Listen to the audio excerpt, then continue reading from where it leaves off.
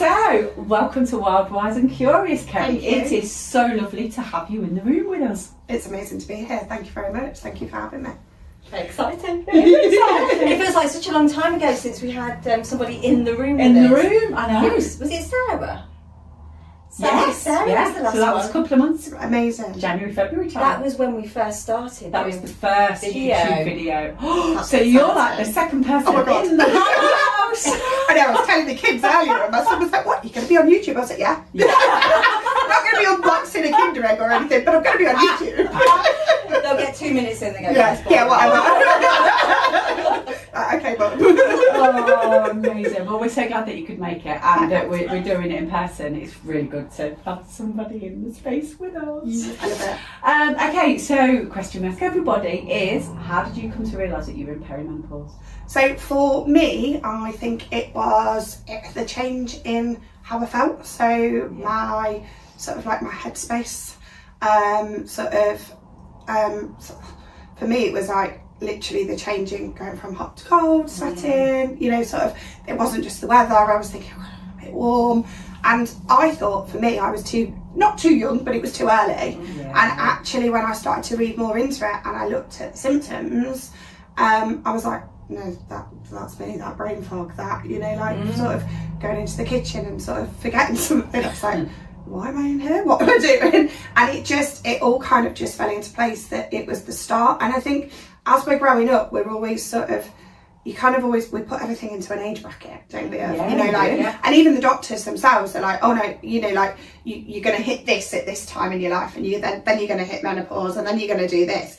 And so you kind of think like, oh, maybe I'm too young, or maybe that's not my symptoms, or, you know, maybe it's in my head and I'm just overthinking it. But for me, the more and more things started to crop up, mainly for me, it was how I was feeling in myself. Okay. So it was a change in mood, the bursting into tears randomly, you know, like all that kind of thing. And I think having suffered with anxiety for most of my life and having different sort of like anxiety traits and stuff, I kind of at first was a bit like, well, no, maybe it's just that creeping its little head up again. Yeah. Maybe I've not got that under control. And then I was like, well, no, actually, because I don't feel anxious. Like I don't feel how I used to feel. It feels a bit different. Yeah. That's it, Yeah. exactly. So for me, I think it was, and then going through, I had treatment in November for polyp removal and stuff, and it kind of just made me realise that actually what my body was doing and what it was going through was normal for perimenopause, but wasn't the norm, if that makes sense. So for me, I was literally for 2 years bleeding 24/7, like, Wow, okay. and being told That must have been exhausting. it was, and that's the thing, and that's the thing that I don't think most people realise. I think because women have periods, so you know, not just men, but even women as well are like very much like, yeah, but we have periods, so that's just normal, isn't it? That's just life. But that is exhausting in itself, and isn't that's it? When you it, have and bleed, it's that whole iron, anemia, isn't it? Yeah. And having 3 children, I was very much like, I am literally shattered 24/7. And then it was like, right, make a note of that because that's not normal. And then, like I say, it was the constant bleeding and having a job where I was within the makeup artistry industry on my feet all day. Not only, like before I could stand all day for my shift and my legs wouldn't hurt. Do you know what I mean? And then I was getting to the point where I was like, it's those aches and pains that creep in. And I was like halfway through my shift and I'd be like, my hips are kidding me. Like that lower back, the hip region. And I was like, why? You know, like I'm quite an active person, I run, you know, it's not like I sit on my bum all day at an office job, not that there's anything wrong with that, but you know, like I'm kind of looking into it posture wise, thinking these aches and pains aren't linked to that. And it was slowly starting to realise that my body was changing, you know, and I think it's really hard as well to sort of mentally adjust to that, isn't it? Because you want to embrace it, but then I think we're scared to embrace it because it's change. And I think for me, being probably a little bit younger than most, I was like, no, not yet. No, I'm not ready for that yet. But actually now I'm like, I've got 3 teenage children. Like, it's done. And now I'm very much like, just take it, come on. Just hit me all with it now so it can be over and done with. Literally.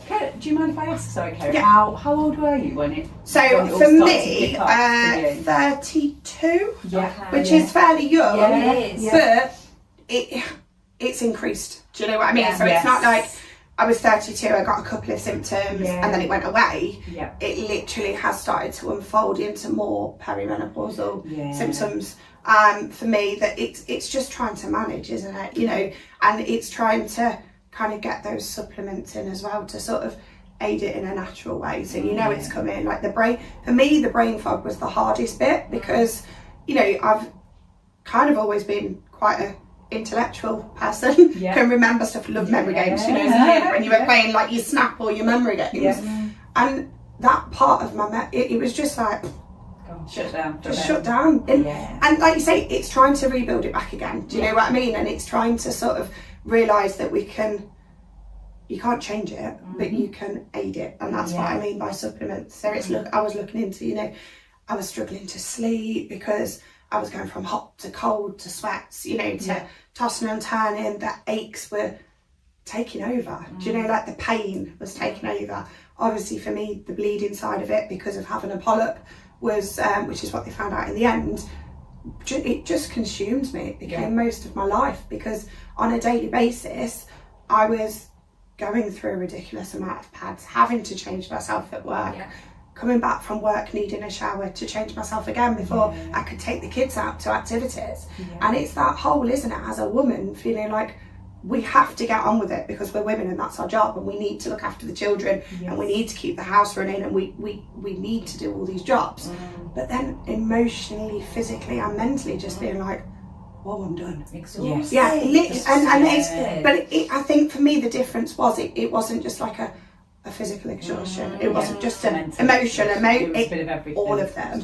And it had a massive impact in the fact that I kind of got a bit lost and I didn't know what I wanted to do or where I wanted to be within myself. Like I felt like I'd lost me.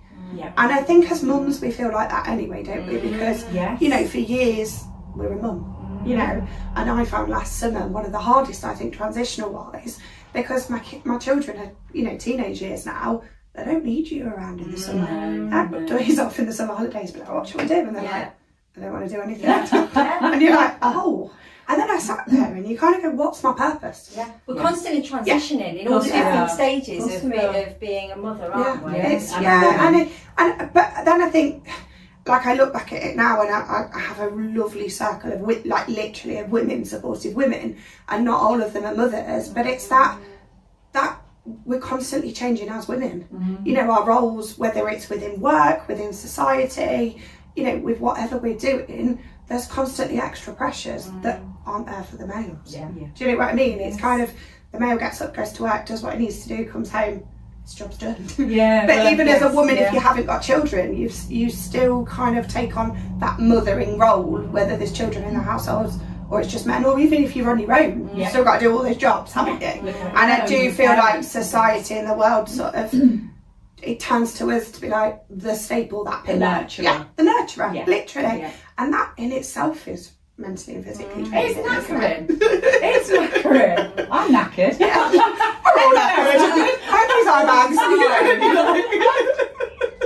So it can be really tricky, can't it, to be the mother figure, the like the house, well, like the old school housewife, and you know, looking after all the bills and everything that goes on in the house. And as well these days, it's not like 50, 60, 70 years ago where potentially a mother was just, you know, not just because it's bloody hard work, was a mother, and so you'd get up, you'd like look after the kids all day, make sure they were fed, take them to where they needed to go, make sure they had a really lovely nourishing day, and then cook tea and then get the kids to bed, chill out and then go to bed. Now, because of how much everything costs, we have to work our asses off as well. And I think it's brilliant, you know, it's great. We should have all of these equal rights, a million gazillion percent. Absolutely. Have an opportunity if we want to, but it shouldn't have to be the norm. No. Whereas I think now it's becoming the norm. It has to be. So like you have to have two people working. You do. In some way. You do.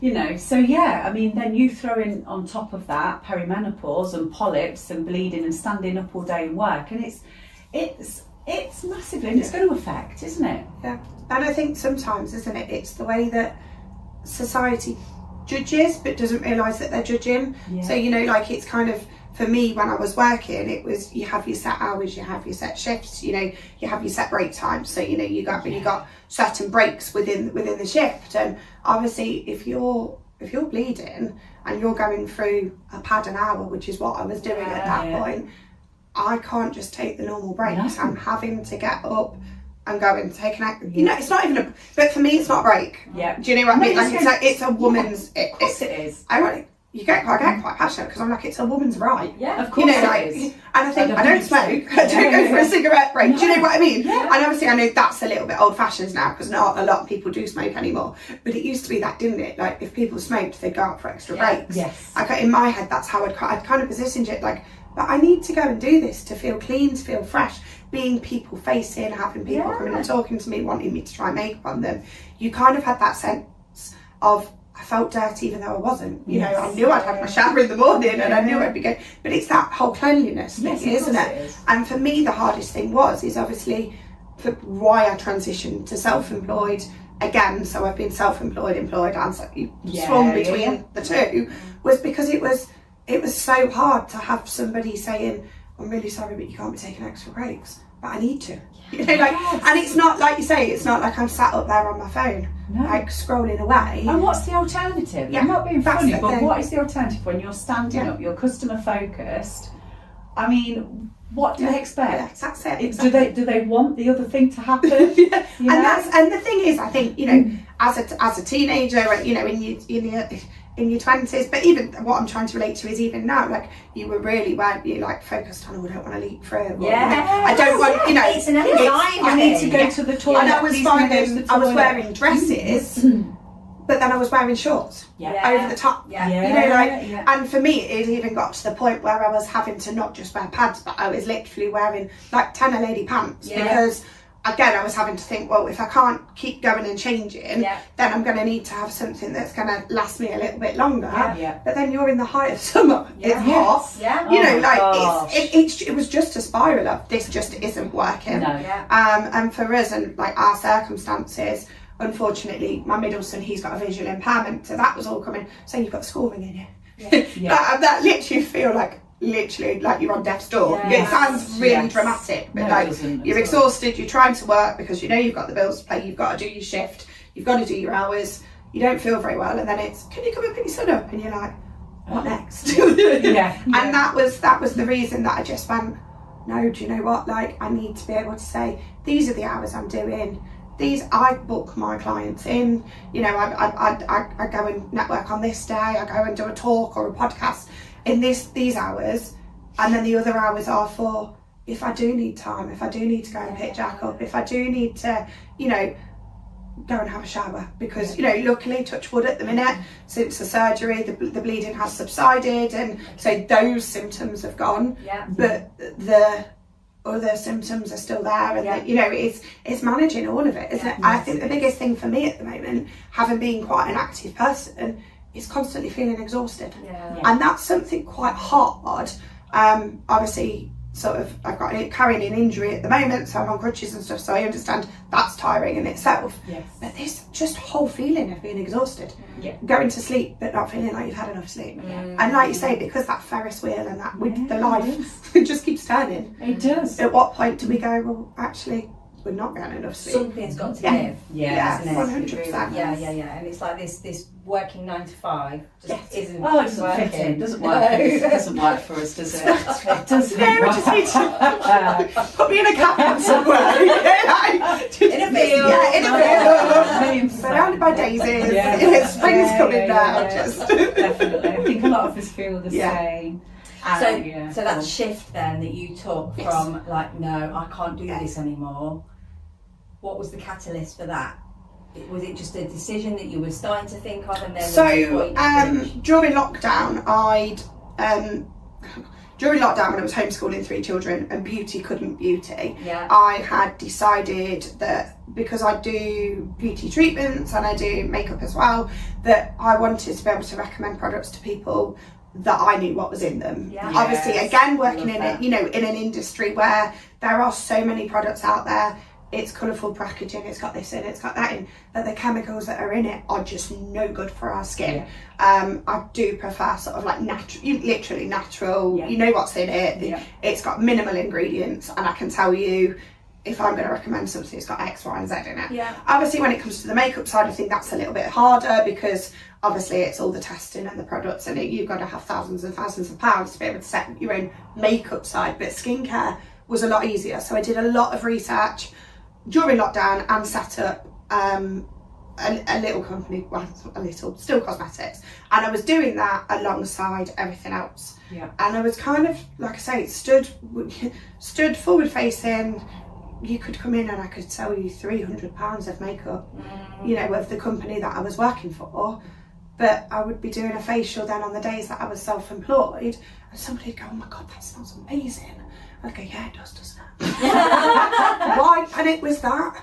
There was a conflict between what you were doing. And it was like, why can't I talk about me? Like, why can't I say, yeah, that's mine, and this is where you can buy it. Do you know what I mean? So for me, that shift was, hang on a minute, like you say, there was that conflict of interest, although it wasn't affecting obviously my paid job, but it was affecting that I wanted to build, that meant that I could have time to myself, that meant I could be around for the children more, that meant if I wanted to come and do things like this, a podcast, go and have an hour to myself, you know, I could do it. But more aligned with that's you. it, and that's it, isn't it? I think in the last, Yeah. probably it's been nearly a year, but definitely the last 6 months, everything just feels a little bit more aligned. It's not quite perfect yet, but I don't think, you know, like sometimes I don't think we ought to think about perfect, because perfect isn't realistic, but it definitely is. It definitely is a work in progress, and it definitely is taking me on a path that means that I feel like I'm more connected to myself. I really did feel like I was losing myself. And I know, you know, that was for me like a massive issue, because I was like, you know, I'm mum and I'm makeup artist, but I'm also Kerry. And Kerry doesn't want to do that, so Kerry's got to change it. And I think the thing was, isn't it, is in life, I think when you're employed, because we have to pay bills and stuff, you're governed by somebody else, and they tell you rules and stuff. And I am a bit of a rebel, I am a little bit of a rule breaker, and I don't like somebody telling me that I can't have colourful hair, so I'll make sure it's even brighter. Or, you know, I don't like somebody saying to me, you know, oh, you know, your outfit's okay, but it's probably a little bit too quirky, and you're like, sorry, what? You know, the rules are, I have to wear black. The rules are, don't be you. But which is, and for me, I need to be able to fully embrace me. And that was holding me back as well. And I think it didn't align with who I was and who I wanted to be. And the thing is, at the end of the day, what I've learned now, and when I go into schools, and I go into schools a lot and talk in like educational settings about jobs, because people think you go into beauty and you're going to go and be a beautician. And you've got to go and work 9 till 5 within the salon and break your back doing loads and loads of massages or nails all day back to front. There isn't just that. There are so many avenues and so many doors that you can do. That doesn't mean that you have to fit into this little society box that so many people want us to fit into. And the rebel in me just goes, oh It's finding what works for you, because we're all so different. We all bring something different. I know people that are literally like, oh no, I need to be in that box. I can't physically. You know, when you like you speak to people and they're like, oh no, like that's really brave, and you're like, it's not. It just doesn't fit everybody, does it? So as you were transitioning into this new kind of role that you I mean, I just want to take a moment to go back to the fact that you were homeschooling 3 kids, you were starting this new business, and we'd got COVID, which was incredibly stressful at the same time as well. That is massive. It was my outlet. My husband was in a trade that meant he was only 2-3 weeks into COVID and then went back to work. So, you know, he was literally out all day. And I'd do my hours worth of exercise with the children, and then I was like, I need something else. Like, he'd come through the door and I'd be like, here. We got to the point that my dad took over maths lessons, and they would FaceTime my dad once a week just to do maths, you know, so that I could have a shower and wash up. And it, because I'd got primary school age children as well, that was even harder, because, you know, teenage children, they don't really want to be around you a lot, I'm learning. You know, like they do their own thing. Whereas primary school children, what next, Mum? What we're going to do? And it was like, everybody needed me. Yes. But we were needing me within these four walls. It was like, you can't, you know, you can only go out. So I turned to something that was my passion, something that I wanted to be a strong advocate for, and sort of channeled my energy into that. I then also started running as well. So in lockdown, I couldn't run anything. I could only run probably like lamppost to lamppost. Yeah.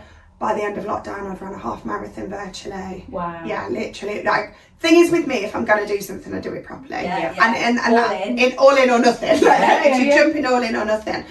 But I found that it was my release. Yeah. And I could run, and my brain would be whirling, and all those thoughts and, you know, the energy from the day, whether that be negative, positive, was all in there.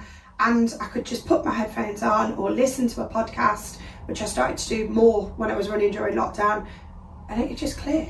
And that noise just went. Yeah, and then for me, like, a lot of people don't like road running, but I love just being out in the countryside, and I would go early morning, you're talking like 5-6 o'clock in the morning, running through the countryside, listening to the birds, having a chat with the cows that had come up to the gate. But you know, just that whole, that was my thing, which then led to me running 2 marathons. So I ran London in 2022, and then I ran London a week last Sunday. It's like she just dropped that in. You ran 2 marathons! Wow, it's really hard. It's ridiculously hard, yeah. It's chaos, isn't it, down there? It's chaos. So I went, I went to do Brighton 2 years ago, and I decided I was going to stay in a YMCA hostel. Yeah. I thought, why not? It's cheap, you know. I went to Brighton on my own. I love Brighton. I just love the energy, the people, the beach, everything. And it did not disappoint, this hostel. It was amazing. There were different runners in, you know, loads of different people. Everybody talked. It was really nice and hustly bustly. So when I was booking London this time around, I saw a women's only hostel. So perfect. You know, there's going to be runners in there. That's going to be amazing. No. I was on the top bunk, which after running a marathon is quite hard to get up onto. Let's just put that one out there. Oh my God. Wasn't elegant, I'm telling you. It was not elegant at all on that Sunday evening, and I didn't eat anything, and I thought, I've just got to lie on this bed, because if I get up, I'm not going to be able to get down to go for a wee. You know, when you're like, so I've just got to sleep, and I just kept turning myself. But anyway, I decided to stay in this women's only hostel, and I was like, again, it's, you know, amazing. My growth, like my connection with other women in the last 6 months has grown massively, and I think I'd kind of got this thought in my head that everybody'd be really chatty. I walked in, not a person spoke. Even the receptionist was very much like, here's this and this, your room's upstairs. And I was like, oh, okay. So I went up and then took myself off, because I went on my own, took myself off for pizza and a drink, and I just found nobody really talked. I don't know if that's, I want to stereotypically London, but you know, like, I think everyone's so busy and in their own. So if you can picture me sort of sat the following morning, in the morning of the marathon, with my little pot of porridge, sort of sat there, FaceTime the children and my husband. It's like, right, I'll speak to you later. And then this lady came in, and she's like looking at me, eating my porridge. She looked at me and go, I said, you okay? I said, yeah, are you? I said, you here for the marathon? What marathon? Like, you do realise the minute you step out in London, the roads are closed. Okay, I was Bethnal Green, so I wasn't central, but still, like, it affects the whole of London. And she just had no clue. Wow. And it was like, so I told her, and she was like, oh, I'm going off on this day trip, but yeah, good luck. And it was like really surreal. You needed like G'ing up. I can't believe what you did. And then Sunday, which, oh my God, you get on the marathon, like in twofold, the crowd, everything is just, it's incredible. It's so emotional. I probably spent majority of it in tears. Ended up on TV. What, while you were running? Yeah. Ended up on TV on Tower Bridge in tears. As I was coming. It's very much, I didn't think it'd bother me that nobody was coming. So when I ran it in 2022, Lloyd and the kids came, my husband, and we'd said we were going to meet at certain parts, and it kind of went to pot because it's so busy. It's actually easier to run the marathon than it is to spectate, because it's just insane. And unless you get to a spot and stay at that exact same spot, which obviously if you're following somebody you don't want to do, it's really difficult. So we'd already arranged to see them at Cutty Sark.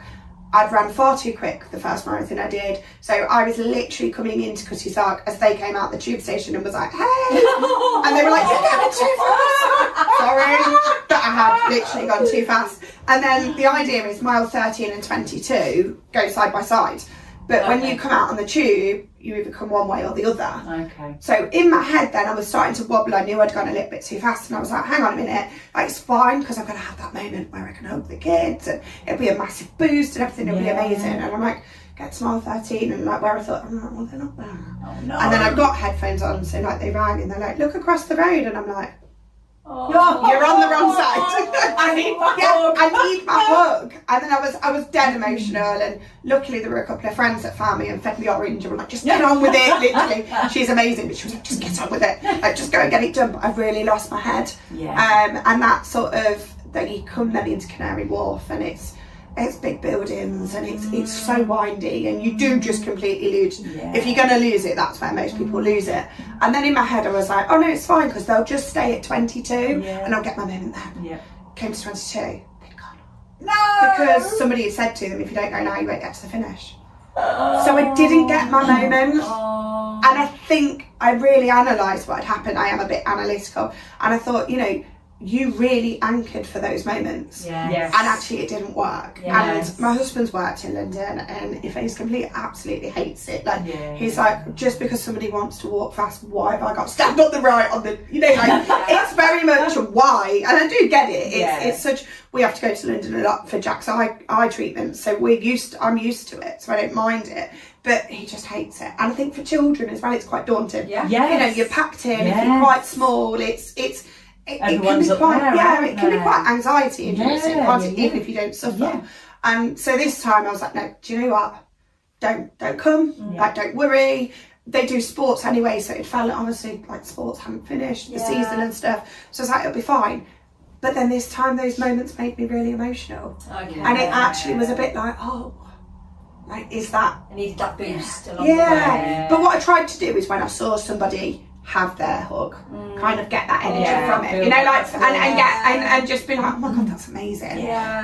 Luckily what I did, so there's I'm such a really random person. I did charity boxing years ago at the King Power. So I was in a charity boxing match, and one of the guys that did all the boxing tutoring and stuff, he was there, and I'd gone past him and all I heard was, Kerry, come back! So like ran back and I got a hug. So I did get a hug. It wasn't the kids at my hug, but I got, you know, like I did get a hug. And actually, it is just such a boost. It is. And this time I chose not to have any headphones on again and just really absorb the crowd and the moment.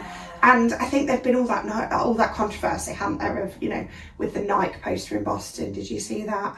Did you not see it? So Nike had put out that runners welcome, walkers tolerated. Wow. It was a poster in a shop in Boston. So we wouldn't have been any good in the marathon in London. Well, walking. Yeah, you can only be gonna acceptable if you do honest. And you will now go down a rabbit hole if you literally put anything into Instagram. Oh my god. It is still going now because it was quite a big thing, obviously. So there were loads of signs that were like, you know, like don't listen to Nike. We love runners. But honestly, so I was one of the slow. I did it in 7 hours 20 minutes. I did it. That's incredible. It's 7 hours 20 minutes on your feet. If you think the person that won it did it in 1 hour 59, like I was still on my feet for like another 5 hours. But keeping going. Yeah, keeping going. But I did have to run walk, and as a runner, and I haven't run since lockdown, I used to be one of these. I can't stop. Can't stop. What? Why would you stop? Like, you know. Whereas now, like, it was so nice to be able to incorporate the crowd and take sweets off of children, which we literally say never take sweets off a stranger. Give me a jelly bean. I have a question. Yeah? This is something that's always puzzled me. Okay. And I bet you probably know what I'm going to ask. I don't. What happens if you need a wee or a poo? There are portaloos. Oh, are there? And okay. You are, but one of the funniest things is the guy on the tannoy in your start area is like, there is a statistic that 200 people a year get arrested during the London Marathon for defecating. Alcohol products. That's runners. Defecating on people's gardens, whether that be weeing or pooing. Wow. And that's Would you 200. imagine that sense of urgency if you Oh, come on. needed to This is go? why Paula I asked Radcliffe you. did it under a table, didn't she? Yes, Like on like national TV. Do you remember? Yeah. But obviously she didn't get arrested because she's a No. pro runner. But no, there is like a big thing that it is illegal. There are Yeah. plenty of Portaloos. This year as well, they had the female urinals. So they're like big pink round cylinder. I didn't go in. The queue was far too big. I did want to just to experience it. But big pink round cubicles, and you kind of go in and you squat. Yeah. And you can see the other one, like the Oh, in it. wow. Which Wait, is I'm not laughing. used to that. I'd be Oh, going in my But head you know, up. like we go into a women's Yeah. toilet, don't you? And you talk to everybody. I can just imagine some of the conversations. Oh, I can imagine. Because you I would can have just imagine. talked, whereas men go into a urinal, don't they? Just get on with it and go Yeah. out. Whereas Yeah. I can imagine the conversations. But yeah, that was a new thing this year. Yeah. The big, they could like, I don't think they killed them. They called them women's urinals, but they did have a name. It wasn't Yeah. Shuli, that's something Yeah, completely yeah. different, Yeah. isn't it? But you know Yeah, what there's I little mean. devices Yeah, that takes that's to it, yeah. festivals when That's it, yeah. when you don't want But to it go to was many to things. try and eliminate queues and stuff. But yeah, along the way, it's kind of every 3 miles there's a toilet. Okay. But yeah, you're gonna have to wait. Some people do. Oh God, this is going extreme. Some people do wee themselves when As they're they're running. Yeah. Well, I've heard that as well. Yeah. And I think because I used to run, and Yeah. so I'd go for like say 10 miles or something. Yes. And that was probably just about my Yeah, limit yeah. before I really needed to go for a wee. And so I've always been curious about that. And obviously with the Paula Radcliffe thing, I've remembered that. Yeah. But I just kind People of I do didn't realise just wee themselves, quite, and there are how like it massive works. sprinklers. So I suppose if you go under there and Yeah. the thing is you're sweating, so people aren't going to know. Yes. My big thing with that is the smell. Yeah. Like, Yeah, you yeah, know. yeah, Do you know yeah, that kind of thing? It's a whole exactly. bit. Yeah. So I couldn't do that. But no, I went for a wee at about mile 3, Yeah, and then I literally then didn't wee. that's And amazing. I got back to my room at 8 o'clock, and I don't know how because I was taking on No, water. no. But I think And sometimes I'm perimenopause. Yeah. You know when you're like, honestly, but at home I'm literally like, yeah, I need a wee. Yeah. Yeah, I need a wee. Yeah, It's yeah. crazy, isn't it? Yeah. It And is like crazy. someone finishing the marathon in like under 2 hours, you can hold a wee for well, you shouldn't, but you know. You Yeah, could- no, you and might I not think need that's to the go. thing, But isn't if it? it's all day, Yeah. you're going to have to go, aren't you? That's another thing. Sorry in about like, talking about it, but I'm no, just, yeah, I'm just so curious Yeah. about how it works for when Lou and I do it next year. Yeah, amazing. Go 2 years. Yeah. 2 years. 2 years. 2 years. Am I holding you to this? Are we writing this down like mental note? But the thing is, though, like that whole night thing has really ignited Oh, something. yeah. Because I think when I first started running, I was like, I started doing the Catch to 5K. Yeah, Yeah. me too. And I couldn't keep up. I struggled with doing the Catch to 5K, and I was like, right, I can't run. And then when I started doing it, just I take the dog for a walk and I do a walk run, Yes. and I enjoy that. And so I'm only going against myself. Yes. So like I'll go and I'll know that I've done a better time Yeah. than I did last time. I'm not doing any of the other things because I just think, well, actually, I'm only trying to increase my own stamina. For you. For me, And it's I'm not for anyone I else. don't Not really for care anyone about else. anybody else. And I like taking her because I have to stop when she needs a wee. Yeah, Or take a break. But yeah, no, honestly, that you can go down a rabbit hole with the whole night thing. It just has ignited so many people because you've got to think like. It's incredible however you do it. You've Oh my you've God, ran or walked 26.2 miles. It's not like Incredible. and even then, do you know what? I absolutely don't care if you go to. So we love parkrun, like Yeah. our Yeah. kids, and we do a Yeah. lot of the Leicester ones. And Yeah. we love parkrun because it's great. It's family incorporated. Yeah. Like anybody can do it. Yeah. And if you want to run, walk a parkrun. Yeah. Like you're out and You're you're off your bum. exercising. Yeah. You're doing In this stuff. day and age, Yes. you're socialising. You're active. You're outside. You're outside. You're with. You're enjoying Bronston Park. Yeah, But it's you're in nature. yeah, that's it. Exactly. And nature is so important for Yeah. all of us. And also, from a perimenopausal point of view, my kind of logical thinking is that once we're moving our body, we're kind of helping everything circulate better. Yeah, of course we are. So we're going to help some of those symptoms anyway, Yeah. just by the fact that 100%. we're moving. And I think more. that's the thing, isn't it? And I take it from sort of like somebody else that I've spoken to recently. She had MS, and she's kind of gone like a diagnosis isn't a full stop. Like it isn't. It, just because you've been diagnosed with something, whether that's perimenopause or MS, doesn't mean that you have to stop. No. And actually, like you've just said, going and doing those things and getting ourselves moving and encouraging people to move just means that our bodies are more active, and those, you know, we're getting everything working again. And you know, you take these supplements, and just because you absorb them doesn't mean they're going to make the body work. Absolutely. You've got to help the body do it. Yeah. Do you know what I However mean? you can manage it. And that's it. Yeah. You know, whether that's a little bit of exercise, it's a little walk, it's but I think, like you say, for our social skills as well, and time out in nature and just sort of feeling as one, it's that whole, this is what we need to be doing, encouraging people to do more of.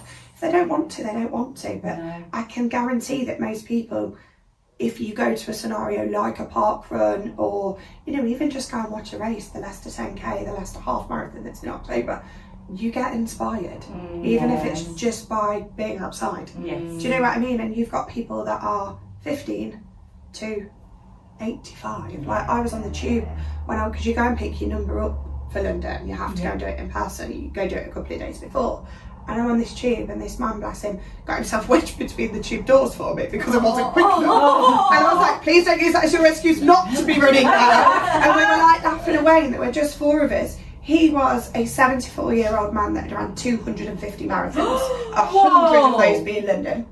Oh my God. Like, literally, like, 100 of those being London. Now, don't quote me on that, actually, because someone's probably going to come back and say London hasn't been around. Oh, it has. 100. I think 100 of if those. he's only 70-something, how could he have done 100? 100 London, yeah, because they're once a year. That's what I was thinking. That's what I was thinking in my head. He's part of the 100 Marathon Club, but he's done 250 marathons, so it must not be 100. So that's why I was questioning. Well, like say, there's the boss, there's ones in America. Oh, he's done all of around the world, aren't But he literally, you just looked at him and you were like, what? You've done what?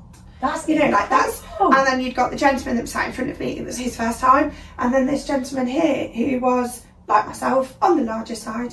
He was like, yeah, I've done Ironmans and I've done this and stereotypically. You can do everything. We can do anything. Yeah, our bodies can do anything. Yeah. Size, you know, anything doesn't matter.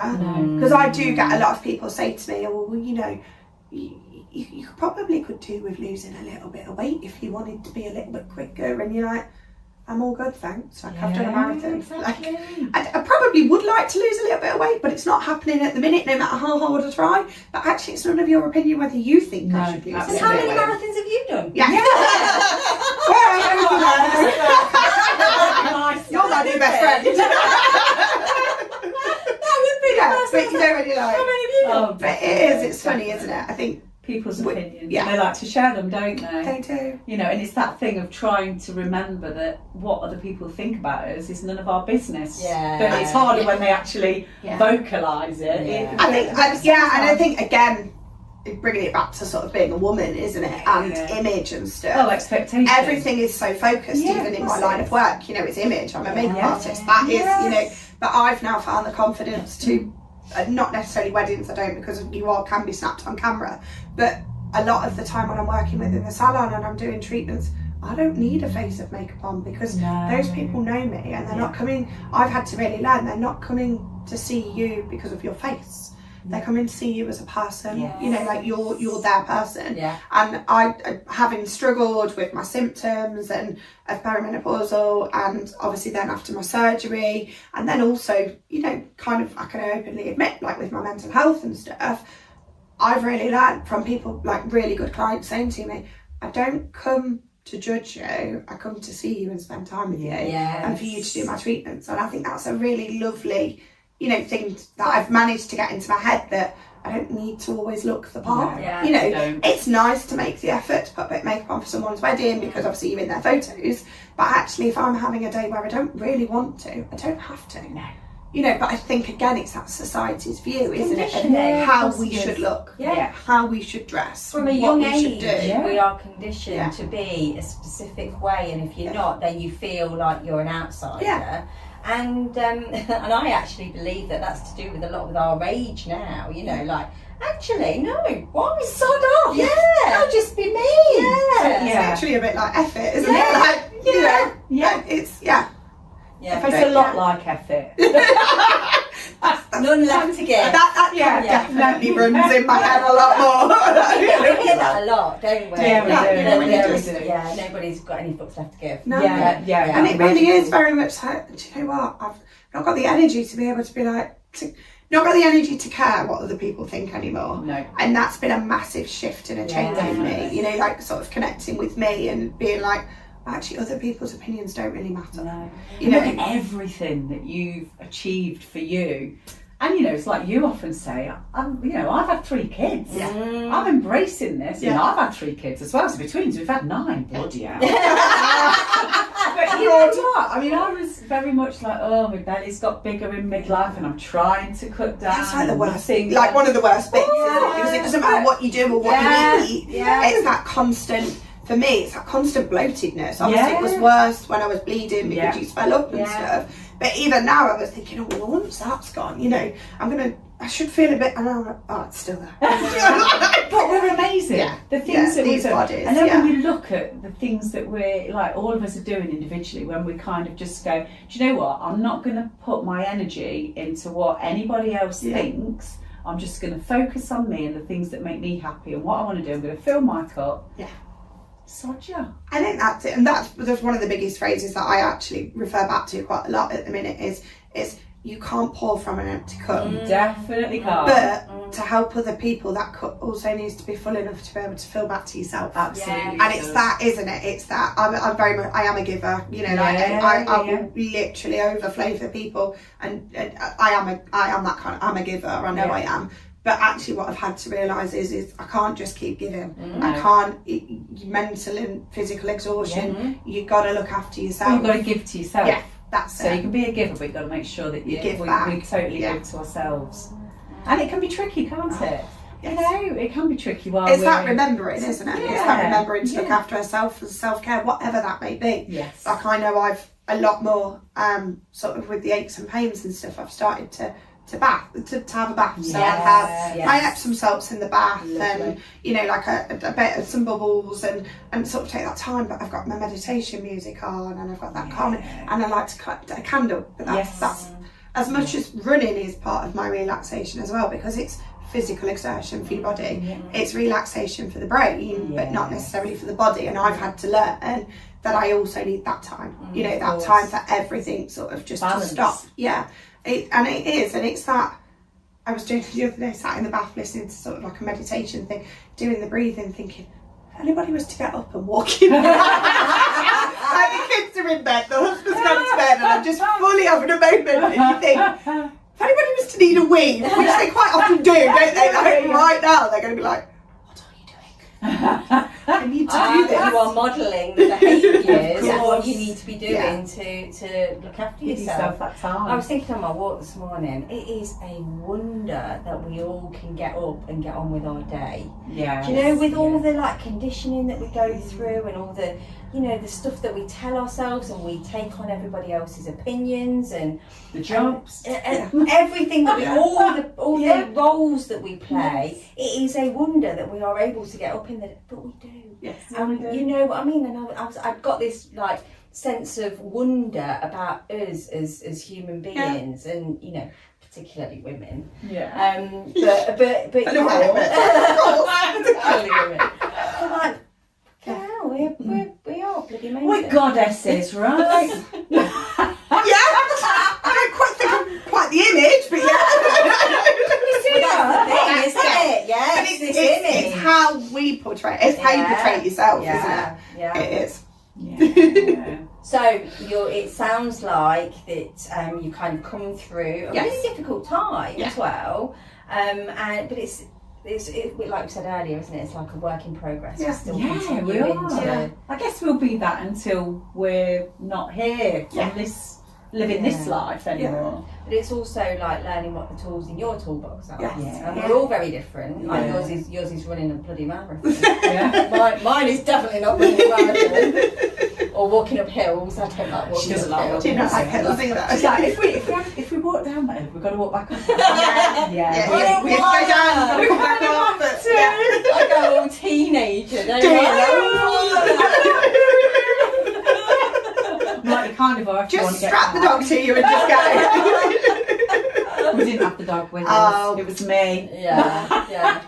But there it is. It's finding those things, isn't it? Yeah. All those things that are gonna, like you say, fill your cup and stuff. We talk about that a lot, don't we? About filling your cup and doing those things that, you know, the things that you wanted to do when you were little or you were younger, and the things that you enjoyed.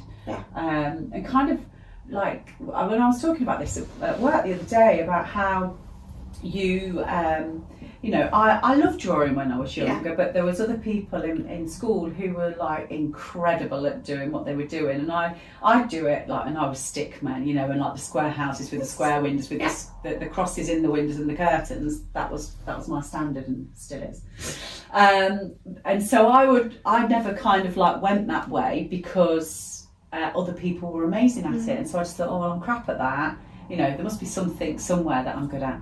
But if you enjoyed that, then do it again now. You know, like the singing stuff. You know, we went along to a couple of singing sessions, didn't we? And it was brilliant because we were just kind of like, didn't matter what your standard of singing was, and just have a go. Who cares? You're not singing for anyone else. Singing for yourself, for your own soul. If you enjoy it, massively. And you know, for us, we kind of I try and instill that into the children as well, because they do, so they play rugby, which is a team sport, but they do triathlon, which is individual.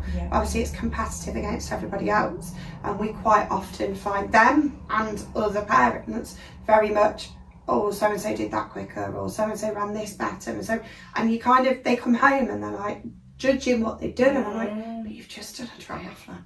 And I never used to do that when I was a kid. Do you know, like, and we do, don't we?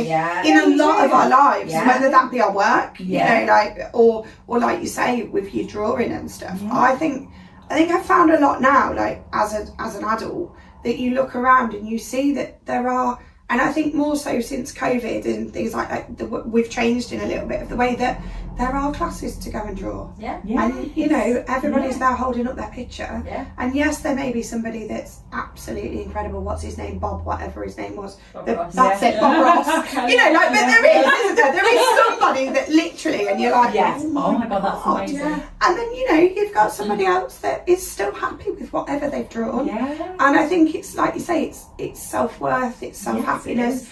But it's also, if it makes you happy to do it. It's the process, not the actual like the end product. And that is, in a way, like, saddens me when you say, like, oh, I didn't carry on drawing because there were other people that were better at it. But again, I think that we're conditioned to go, oh, well, we can't do that, so what can we do? Move on to the next. Rather than good. It's always got to be good at something, isn't it? And actually, we don't necessarily need to be good at it for it to be enjoyable. Do you know, like, and I think that's the one thing with like children's sport as well, isn't it? Is, you know, they always want to be the best at it, and that's great to have that fire.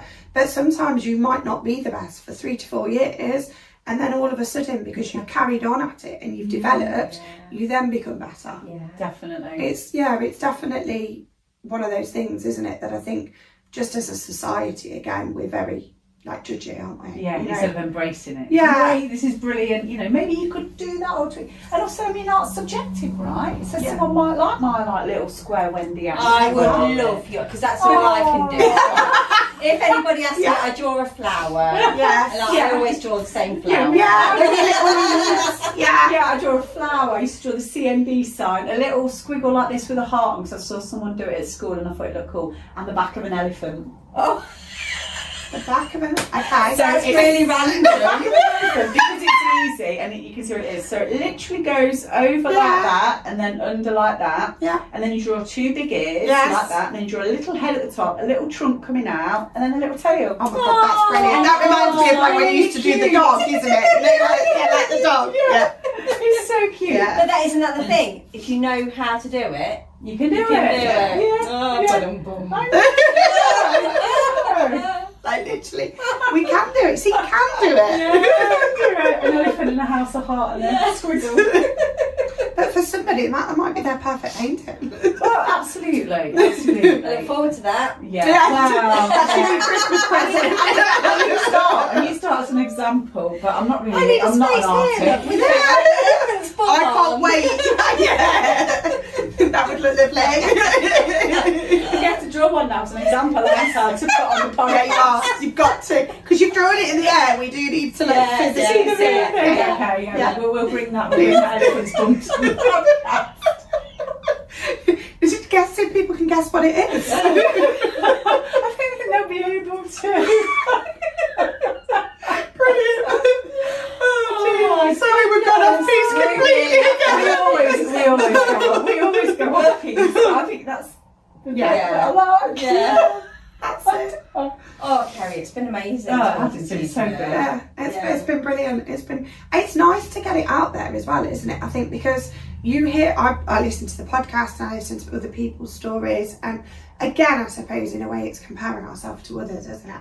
And being inspired by others. So I try and say now, rather than comparing myself to somebody else's journey, what I've listened to that, so what part of that inspires me, and can I incorporate that into something I do? What resonates? Yes, that's it, exactly, isn't it? It's like, well, actually, you know, if I suppose me talking about running, if that just makes one person go, do you know what, I'm going to lace up my shoes and go for a walk. You've done what you you know, we've done what we sort of set out to do, haven't we? It's, and I think that I've definitely noticed, learned recently that women can be so inspiring in so many different ways, and everybody has their own little niche and their own little, you know, people that are at one with nature and doing amazing things they literally fill my heart. I'm like, oh my God, that's amazing. And then I go, I don't know if I could do that. But you do it in your own little way. Do you know what I mean? Like, I know how I connect back with nature and with meditating and stuff, and you know, sort of looking into different things like the closing of the bone ceremonies and things like that I can do to sort of connect with the inner me a little bit more. That might be just my capacity, but oh my God, I'm so in awe of people. Like, don't get me wrong, my vision is I want to be in a cabin in a field, surrounded by flowers, nobody bothering me. Until we get there, little steps, baby steps. Goes back to the practicing. But also being inspired by others. I've spoken about this before, but like, I remember having a conversation with Michelle many years ago, and she was doing her degree, and I was like, oh, that's brilliant, but I could never do that. She's fantastic for doing that. And then I was like, a few years later, okay, so why couldn't I do that? And that was the catalyst then for me to start on that journey. And it's just that those little nuggets, isn't there? Little messages that we get along the way. Each other. 100%. And it's finding people inspirational in many different ways. I think that's why we love what we do, isn't it? It really is. No, it really is. We meet so many amazing people, and it's just really nice just for women just to be like supporting each other, because we are supporting each other, like you say, through the perimenopause, through the symptoms, through the things that relate to that, how we deal with it, whether we exercise, whatever we do. I think it's magical. And I think, so I've always said to myself, like, I've never had like a really, really close friend. Do you know what I mean? Like, I'm a people person. I do love people, but I've not really, you know, like someone's like, oh, I've got that best friend. But actually now, like, being where I am 6 months down the line, from quitting my job and going back into sort of rediscovering me, I've got quite a few friends. And I went to a talk at the Sue Townsend Theatre, and it was by a lady that studies women and friendship, and it was really, really interesting to literally get her to break it down. And it was like, a lot of studies on friendship were done on men. They were never actually done on women. It was never done on women. So that was like one thing. You were like, well, hang on a minute.